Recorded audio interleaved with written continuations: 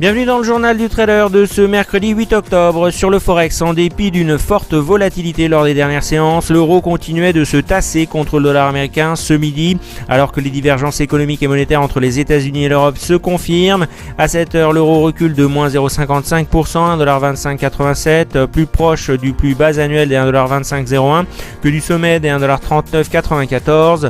L'euro est également mal orienté face au yen, moins 0,53% à 136 yens 84, et au sterling, moins 0,38% à 0 livres 78,39. Il cède aussi moins 0,12% face au franc suisse à 1,2112.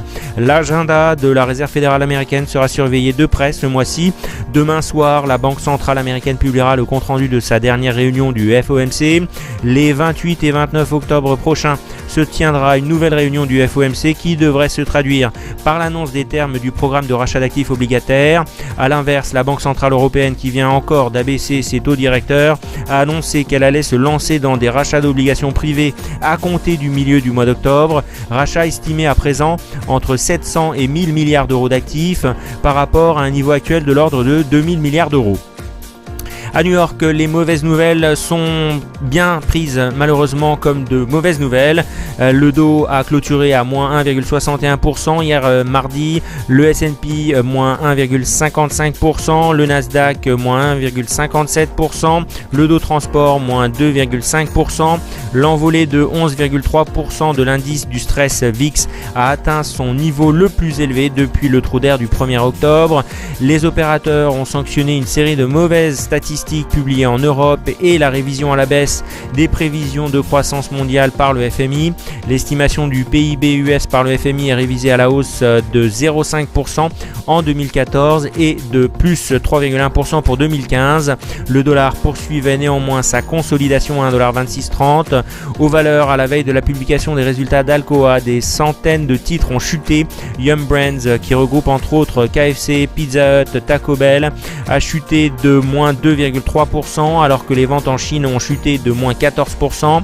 SodaStream a plongé de moins 22% suite au fléchissement de ses ventes. Coca-Cola a fini en solo à plus 0,7%. Yahoo rachète MessageMe, concurrent de WhatsApp. MessageMe indique détenir 5 millions d'utilisateurs.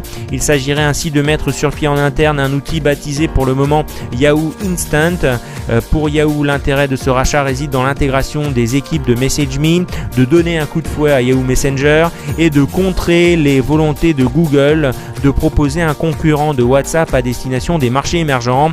HP devrait se scinder en deux. En discussion depuis 2011, la scission de la société entre PC, imprimante et les solutions d'entreprise plus rentables est plus proche que jamais. Le numéro 1 mondial de cette industrie jusqu'en 2013 s'est fait voler la vedette par le chinois Lenovo. La société rassemblant les activités d'entreprise devrait être présidée par l'actuel PDG du groupe, Meg Whitman. Quant à l'entité PC et imprimante, elle serait dirigée par l'ancienne PDG d'Alcatel-Lucent, Patricia Russo. Cette scission permettra à HP de se débarrasser d'une activité aux marges insuffisantes. En juillet 2014, les PC généraient 4% de marge, les imprimantes 18%, les serveurs 18% et les logiciels 21%. À 9h30 ce mercredi, le S&P perd moins 1,51%, le Dow moins 1,60% et le Nasdaq moins 1,44%. À Paris, à 9h30 ce mercredi, le CAC perd moins 0,10%. Les craintes concernant la croissance économique mondiale persistent. La Banque de France a confirmé sa prévision de croissance de 0,2% pour le troisième trimestre et de 0,4% pour 2014. Air France KLM pourrait ouvrir en baisse après avoir tenu compte des conséquences de la grève de ses pilotes. Les dirigeants européens doivent se réunir mercredi dans le cadre d'un sommet pour l'emploi. À Tokyo, le Nikkei a fini en baisse de moins 1,19%, le Topix moins 1,24% ce mercredi. Les investisseurs s'inquiètent pour la croissance mondiale au lendemain d'une nouvelle révision en baisse des prévisions du Fonds monétaire international, le FMI. Malgré la révision en baisse des prévisions du FMI, le gouverneur de la Banque du Japon, M. Kuroda, a réfuté tout besoin d'assouplir encore plus la politique monétaire du Japon. Le yen s'est raffermi et se traite à 108 yens 35 pour $1, incitant les investisseurs à fuir les exportatrices, notamment les valeurs automobiles. À la clôture, le Shang perd moins 0,26% et le Hang Seng gagne plus 0,46%.